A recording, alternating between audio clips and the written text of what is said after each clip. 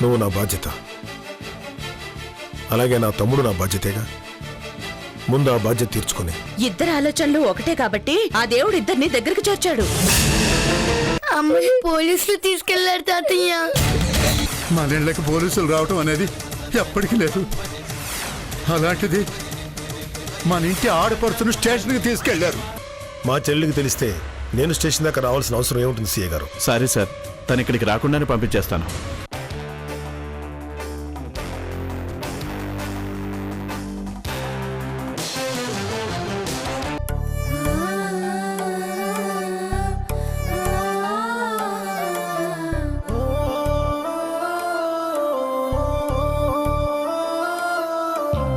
అతడే ఒక శిఖరం, మనిషి బంగారం, మమతే అతని వరం, ప్రేమకు ప్రాకారం.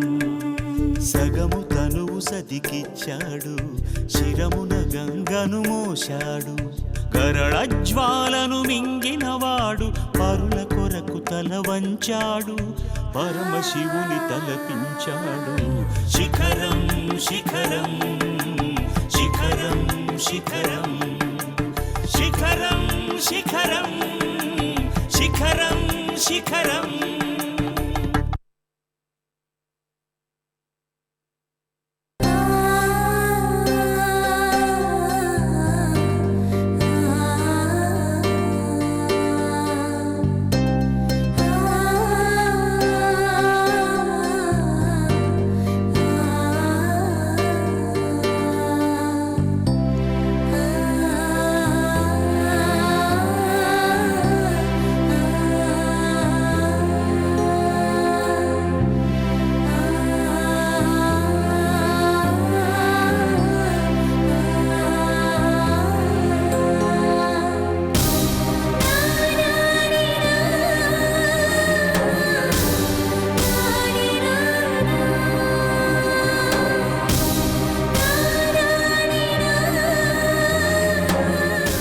అమ్మా, నీకు విజయ్ గారనే తమ్ముడున్నాడని ఎప్పుడూ చెప్పలేదే అమ్మా.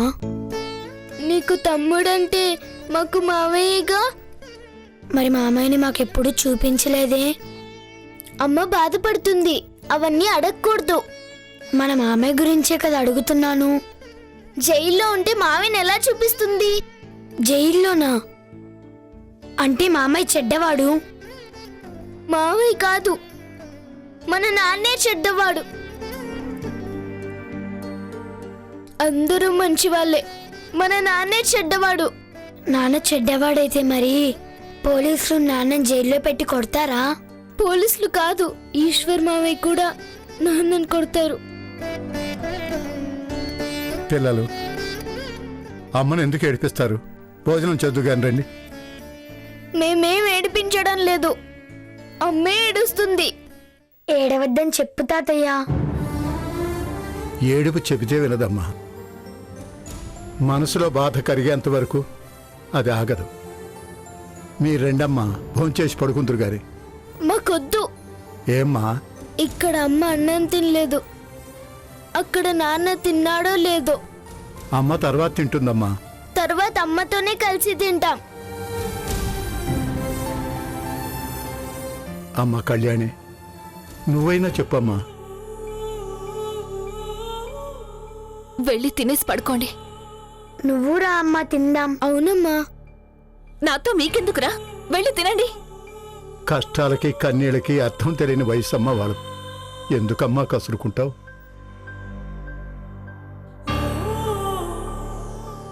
బ్రతుకు శూన్యమైనప్పుడు బంధాలు భారంగానే కనిపిస్తాయి బాబాయ్. పిల్లలు మీరు రండమ్మా.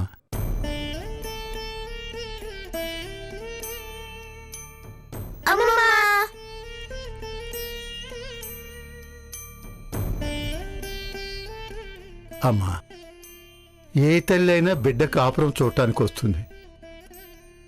నువ్వు కన్నీళ్లు చూడటానికి వచ్చావమ్మా. బాధకి తోడు కావాలి, సమయానికి వచ్చావు. చూడు, కన్నీళ్లతో కడుపు నింపుకుంటుందమ్మా. నువ్వైనా చెప్పమ్మా. ఓ ఓదార్చే అదృష్టం నాకు లేదమ్మా. నేనే ఒకరి ఓదార్పు కోరుకునే పరిస్థితిలో ఉన్నాను. ఓదార్చడానికి రాలేదు, పలకరించి పోదామని వచ్చాను.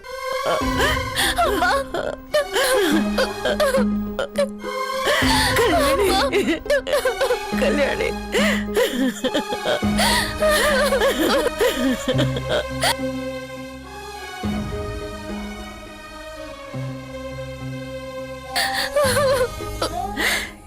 ఏవేవో జరిగిపోతున్నాయి.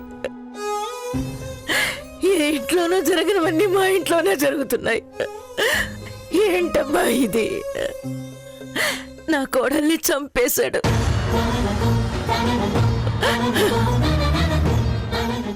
నా బిడ్డని కనిపించకుండా చేశాడు. నా ఇంటి మీద కక్ష కట్టాడు.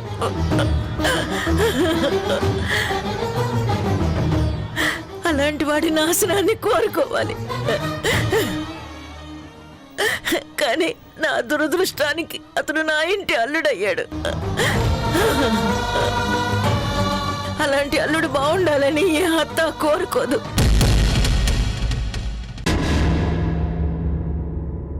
అర్థం కాలేదా అమ్మా? నా కొడుకుని వదులుకోవాలో, కూతురు నుదుట సింధూరాన్ని వదులుకోవాలో అర్థం కావడం లేదు.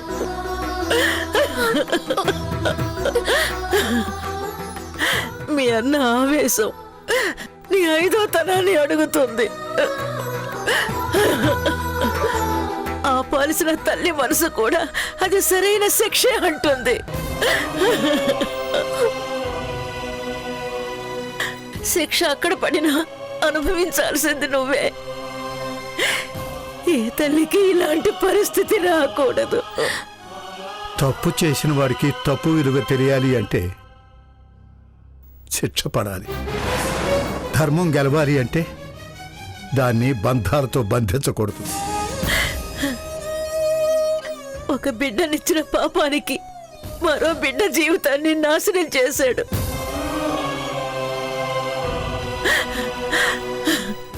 ఆ బిడ్డ కక్ష తీర్చిన ఈ బిడ్డ కన్నీళ్లే తొడవనా? నేను కన్నీళ్లు పెట్టుకుంటున్నది నాకేదో అవుతుందని కాదమ్మా, ఆ దేవుడు ఇలాంటి జన్మని ఎందుకు ఇచ్చాడా అని. ఆ రోజు నేను ప్రేమించింది ఒక మనిషిని అనుకున్నాను. నా కుటుంబం నాశనాన్ని అనుకోలేదు. ఆ వినాశనాన్ని తలుంచి తాళి కట్టించుకుని మరీ ఇంటికి తీసుకొచ్చానమ్మా. ఏ తల్లి కూతురు బొట్టు లేని మొహాన్ని చూడాలని అనుకోదు. అలాగే ఏ తల్లి కొడుకు నేరస్తుడు కావాలని అనుకోదు. నేను కోరుకోనివన్నీ నా జీవితంలో జరిగిపోతున్నాయి. నా పరిస్థితి ఏమిటో నాకే అర్థం కావడం లేదమ్మా. ఎవరి రాత ఎవరికి ముందుగానే తెలీదు, కానీ నా రాతేంటో నాకు అర్థమైపోతోందమ్మా. నా సంతోషం కోసం నా కుటుంబాన్ని బలి చేయలేను. మా అన్న గెలవాలి, మా అన్నయ్య మంచితనం గెలవాలి. ఒక మృగానికి భార్యను అనిపించుకోవడం కన్నా నా అన్నకి చెల్లెని అనిపించుకోవడంలోనే నాకు ఆనందం ఉంది. అతని కోసం ఎంతకాలం నా అన్నని దూరం చేసుకుని బాధ పెట్టాను. తప్పుకి శిక్ష ఉండాలమ్మా. ఆ శిక్ష నా 5వ తనాన్ని కోరుకున్నా, నా ప్రాణాలను తీసుకున్నా అనుభవించక తప్పదు.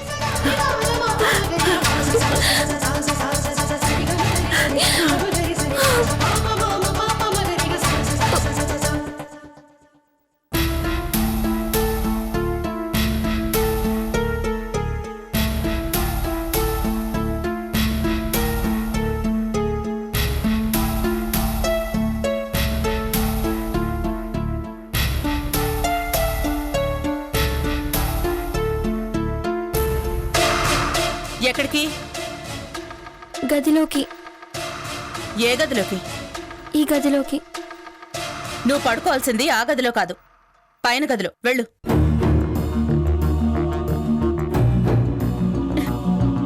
నీకేం చెప్పాను? ఆయన గదిలోనే ఉండమన్నానా? చెప్పిన మాట ఎన్నిసార్లు చెప్పాలి? వెళ్ళు. ఈ టైంలోనా? ఈ టైంలోనా అంటే ఇంకే టైంలో పడుకుంటావు? వెళ్ళు. ఇలాంటప్పుడు ఆ గదిలో పడుకోవడం కరెక్ట్ కాదు మేడం. మొగుడు గదిలోకి పెళ్ళాం వెళ్ళడం కరెక్ట్ కాదా? బాధలున్నాయి, అవి నీకు ఉన్నాయి, నాకు ఉన్నాయి, అందరికీ ఉన్నాయి. మా బాధలకి నువ్వు దూరం జరిగావనుకో, ఆ దూరం ఏ తీరం చేరుతుందో తెలీదు. నా మాట విను. కళ్ళ ముందే ఉన్నావనుకో, ఈ రోజు కాకపోతే రేపు, రేపు కాకపోతే ఎల్లుండి, ఏదో ఒక రోజు చాలతోనైనా దగ్గరకు తీసుకుంటారు. ఇలా దూరంగా జరిగితే అది ఆయనకి అలవాటుగా మారుతుంది. అప్పుడు నీది నాది ఒకటే బతుకవుతుంది. అవకాశం లేక నేను గొడ్రాలనయ్యాను, అవకాశం ఉండి నువ్వు గొడ్రాలు అవుతావు. అందుకే నా మాట విను, వెళ్ళు. నా వల్ల కాదు మేడం. ఎందుకు కాదు? నువ్వురా చెప్తాను. మీరెక్కడికి వెళ్ళొచ్చారు? అర్థమైందిలేండి, కూతురింటికి వెళ్ళొస్తున్నారా? ఏం చేస్తుంది? ఏడుస్తుందా? ముందు నువ్వు మాట్లాడడం నేర్చుకో. ఎవరైనా వింటే దాని ఏడుపు నువ్వు కోరుకుంటున్నావు అనుకుంటారు. అనుకునే వాళ్ళు ఎప్పుడు అనుకుంటూ ఉంటారులేండి. పనిలేని వాళ్ళకి పక్కింటి ఆమె తల్లో పేలు చూడడం తప్ప ఇంకా పనే ఉంటుంది. అయినా నేను కోరుకోవాల్సిన అవసరం ఏముంది? దాని ఏడుపు దాని మొగుడే కోరుకుంటున్నాడుగా. ఇంతకీ ఫోన్ అన్నా చేశాడా లేదా?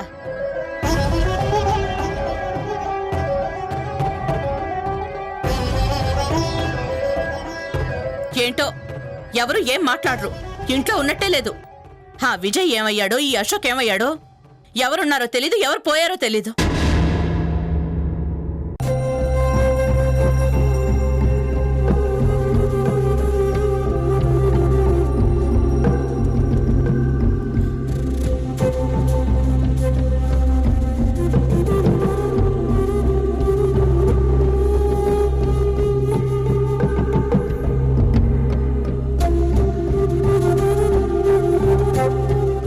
I'm sorry mister Ashok.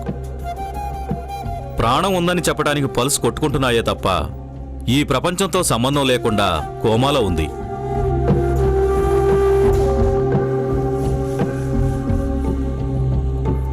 మెంటల్గా డిస్టర్బ్ అయిన వ్యక్తి అలాంటి రిలేటెడ్ ఇన్సిడెంట్స్ చూసినప్పుడు తిరిగి కోలుకుంటారు. కానీ విచిత్రంగా మీ అక్క కోమాలోకి వెళ్ళిపోయింది.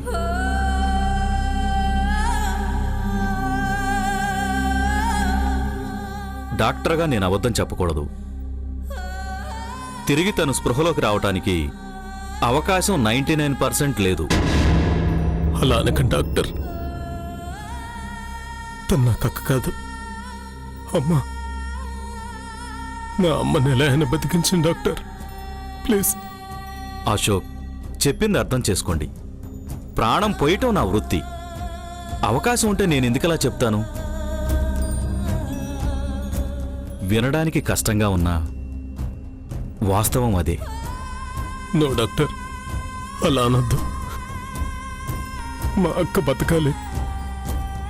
డాక్టర్గా నేను చేయగలిగిందంతా చేశాను అశోక్. చెప్పాల్సింది చెప్పాను. 99% అదే జరుగుతుంది. ఆ మిగిలిన 1% అద్భుతం ఏదైనా జరిగితే తప్ప మీ అక్కయ్య మామూలు మనిషి అవటం జరగదు. మేము వైద్యం మాత్రం చేయగలం, అద్భుతాలు ఆ పైవాడు చేస్తాడు. నమ్మకం ఉంటే ఆయన్ని ప్రార్థించటం తప్ప చేయగలిగింది ఏమీ లేదు.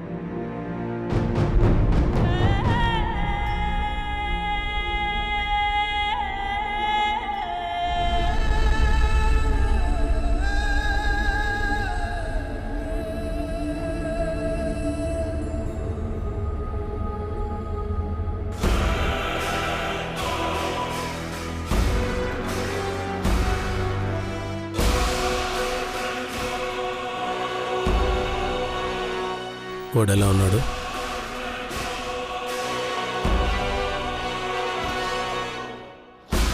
ఓకే, ప్రాబ్లం ఏమీ లేదు. He's out of danger. అక్కడ ప్రమాదం లేదు, ఇక్కడ ప్రమాదం తప్పదంటున్నారు. డాక్టర్లు మా అక్క గురించి ఏ విషయం చెప్పలేమంటున్నారు. ఏమైంది? ఇంతకుముందు తన లోకంలో తనున్న నా కళ్ళ ముందే ఉండేది. ఇప్పుడు అదృష్టం కూడా లేకుండా పోయింది.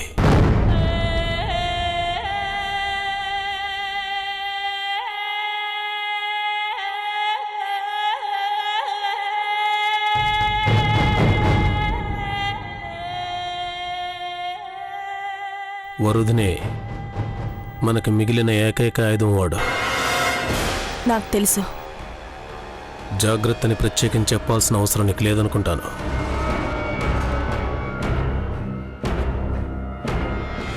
లేదు. గుడ్, ఉంటా.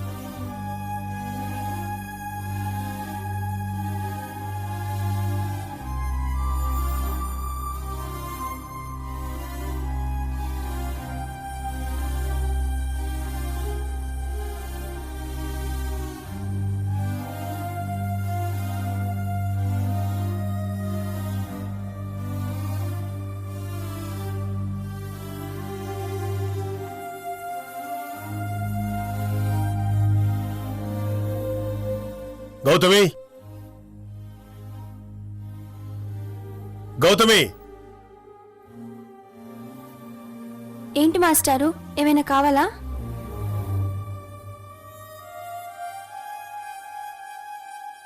ఏం లేదు, నువ్వు వెళ్ళు.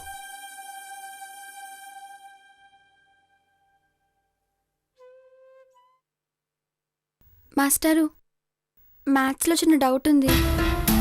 బుక్స్ తెచ్చుకో.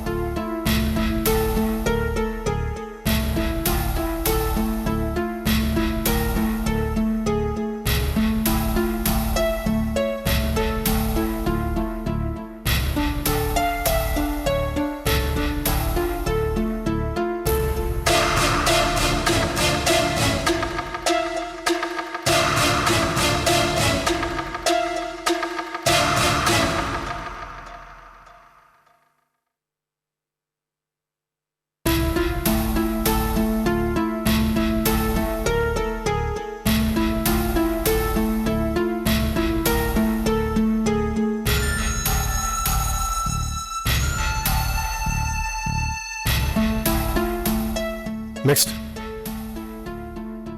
ఫిజిక్స్లో కూడా డౌట్ ఉంది మాస్టారు.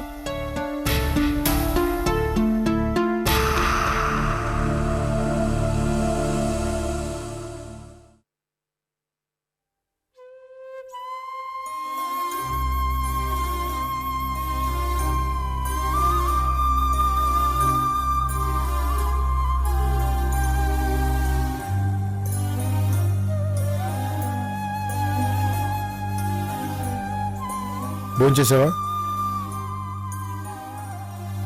భోంచేసావా?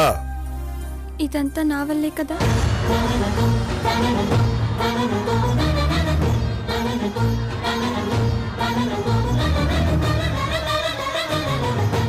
ఈ టైంలో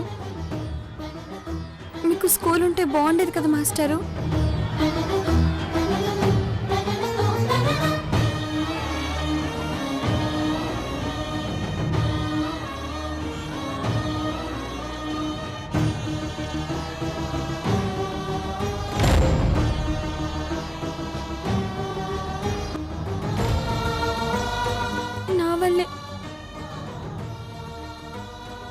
నా వల్లే మీరు స్కూల్కి దూరం అయ్యారు.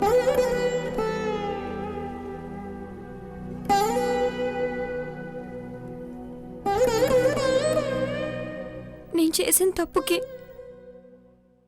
ఈరోజు మీరు ఇలా బాధపడతారని ఆ రోజు నాకు తెలియదు మాస్టారు. నేను చేసిన తప్పుకి నన్ను క్షమించండి.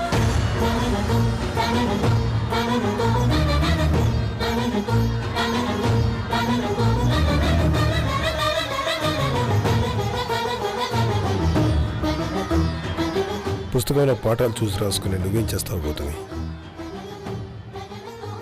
రాసేది వాడు. పూచి పూచి పూల మొగ్గనే తుంచేసింద ఈ కాలం, ఆశలు రేపిన పందిరి కూడా దూసిందా కసి కరవాలం, తనవి కాని పెను తప్పులని తట్టుకోమంది యదా, కన్ను నమ్మది రెప్పలని కాలమే దారి చూపదా, శిఖరం శిఖరం శిఖరం శిఖరం. స్వార్థానికి కన్నీళ్లుండవు, నిస్వార్థానికి కన్నీళ్లు తప్ప ఏమీ ఉండవు. నువ్వు చేసింది ఏది నీ కోసం కాదు, కానీ బాధలను అనుభవిస్తున్నది మాత్రం నువ్వే.